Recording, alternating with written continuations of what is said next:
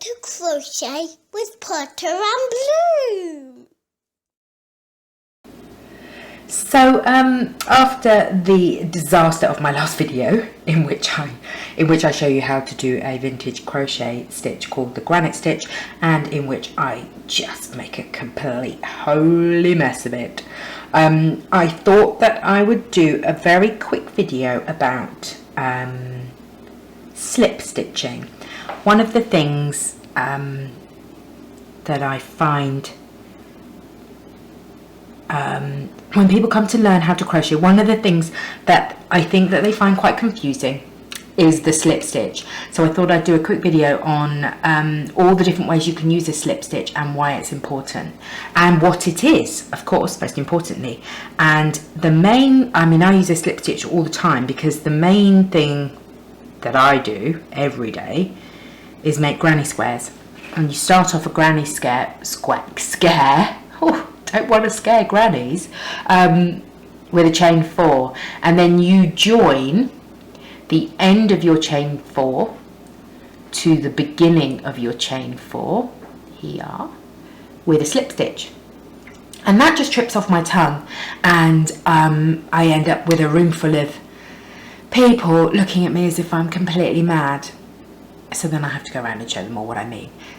All that you're doing with a slip stitch is you're pulling the yarn through two stitches. So in this case we're going to go into the first stitch and we're going to grab that yarn and we're going to pull it through that first stitch, and then we're going to pull it through the second stitch, and all it does is join the end of your 4 chain to the beginning of your 4 chain, and that creates a loop, which, as I have mentioned many times before, you can never really see.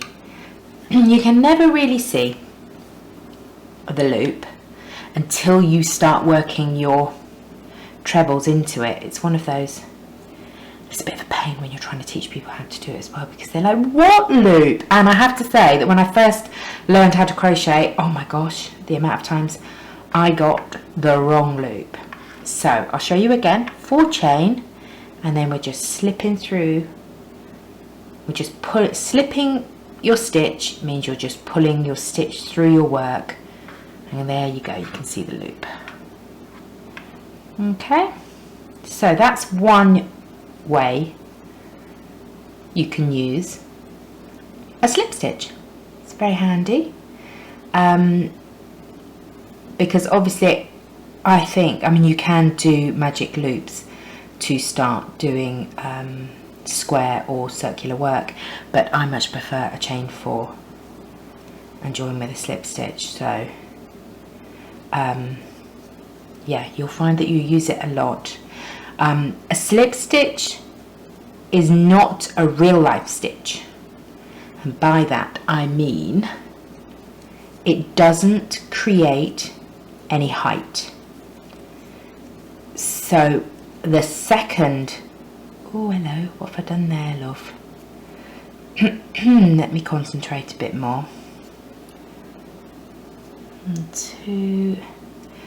The second way that we use slip stitches in crochet, because I think you can slip stitch in knitting, and I think it's exactly the same thing, but being a knitting novice, I'm not entirely sure of that, so do not quote me. So, that Emma from Potter and Bloom, she reckons that you can slip stitch in knitting, but yeah, I don't know if that's true, I just made it up. Okay, so I've just finished my granny, because I'm going to show you the other way that I use slip stitches all the time. So, I was just going to go straight past it. So when you've finished working in a circle or a square, this is the first round of a granny square, you get to the end and you need to join this end to your beginning of your work. So what you do is you join with a slip stitch into the top of your beginning chain 3, and you just pop your hook in, grab your yarn, pull it through your yarn, pull it through your loop on your hook, and you've joined. So it's good for joining things together. It's one of those happy one of those happy crochet stitches that just wants everybody to be together and to be friends. So that's one way to use a slip stitch. You can join things together. The other way that I use a slip stitch all the time is to move my yarn around my work. And what I mean is, a good example is this granny square. When you're doing a solid colour granny square, or in fact in any item of work, if you need to get from one place, so this corner where I currently am, I want to get to this corner. I want my granny square, my first corner, to start there.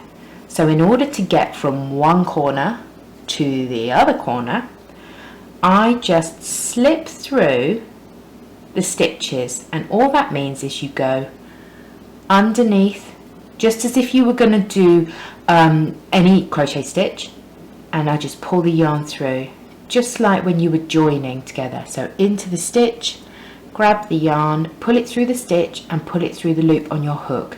And you can see, and then you also can slip into spaces. Slipping into time and space. So there I am, I've moved my yarn from this corner to this corner, which is like pretty fabulous, don't you think? And this is why we use it. It doesn't create any height. So it's just a moving tool.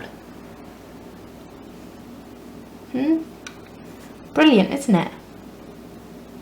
So that's two different ways that you can use a slip stitch in crochet. I hope that was useful, and I hope you like this video. If you do, please subscribe and leave me a comment and let me know if there's anything else you would like me to talk about for ages.